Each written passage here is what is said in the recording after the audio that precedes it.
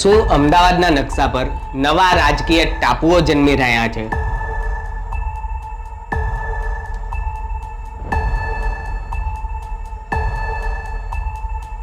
ભાજપે ભલે આખા શહેરને ભગવામય કર્યું હોય, પણ વધી રહેલો ગ્રીન બેલ્ટ કેમ ચિંતાજનક છે?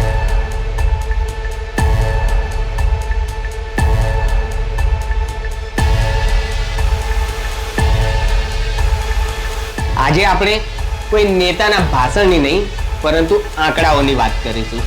એવા આંકડાઓ જે સાબિત કરશે કે અમદાવાદમાં લોકશાહીના મોહરા હેઠળ ડેમોગ્રાફીનો ખેલ ખેલાઈ રહ્યો છે. જ્યાં વસ્તી બદલાઈ ત્યાં વોટિંગની પેટર્ન બદલાઈ અને ત્યાં જ મૃતપ્રાય થયેલી કોંગ્રેસને ઓક્સિજન મળ્યું.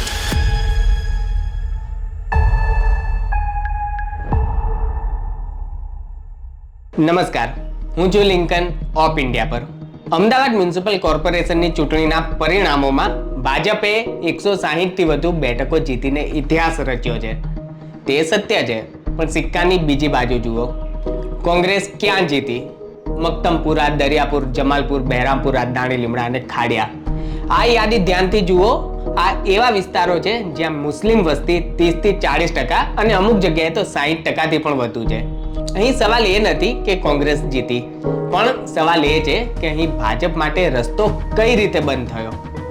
આપણે જોયું છે કે જ્યારે કોઈ ચોક્કસ ભૌગોલિક વિસ્તારમાં લઘુમતી વસ્તી 40% ને વટાવે છે, ત્યારે ત્યાં વોટિંગ પેટર્ન સંપૂર્ણ રીતે બદલાઈ જાય છે. અહીં વિકાસ, રસ્તા, પાણી, ગટર વગેરે મુદ્દા ગૌણ બની જાય છે અને માત્ર એક જ એજન્ડા ચાલે છે, બ્લોક વોટિંગ. મુસ્લિમ સમુદાયે એક થઈને કોંગ્રેસને મત આપ્યા છે. એનો અર્થ એ છે કે તેઓ પક્ષને નહીં, પરંતુ પોતાની ધાર્મિક ઓળખ અને તાકાતને વોટ આપી રહ્યા છે. કોંગ્રેસ અત્યારે આ વોટ બેંકના વેન્ટિલેટર ઉપર જીવી રહી છે. શહેરના પશ્ચિમ વિસ્તારો અને પૂર્વના હિન્દુ બહુમતીવાળા વિસ્તારોમાં મતો વિખરાયેલા છે. ત્યાં લોકો વિચારધારા અને કામ પર વોટ આપે છે. પણ આ ગ્રીન બેલ્ટમાં ચિત્ર અલગ છે. છેલ્લા એક દાયકામાં અમદાવાદના અમુક વોર્ડમાં વસ્તીનું સંતુલન જે રીતે ખોરવાયું છે તે ચિંતાનો વિષય છે. અસાનધારો હોવા છતાં જે રીતે ડેમોગ્રાફી ચેન્જ થઈ રહ્યો છે તે ભવિષ્યમાં શહેરની શાંતિ અને રાજકીય સ્થિરતા માટે ખતરો બની શકે છે.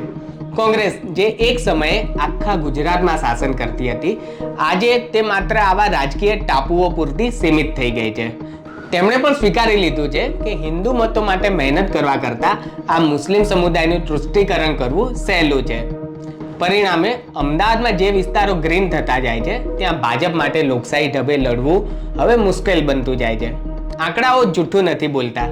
એએમસીના પરિણામો ચેતવણી સમાન છે. આ માત્ર ચૂંટણીની હાર જીત નથી, પણ અમદાવાદના ભવિષ્ય માટે એક ગંભીર સંકેત છે.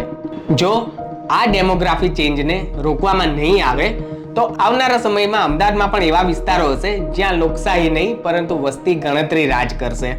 હવે શું આપણે આ વાસ્તવિકતા સ્વીકારીને જાગૃત થવાનો સમય નથી આવી ગયો? તમારી રાય કમેન્ટમાં જણાવો. જય હિન્દ.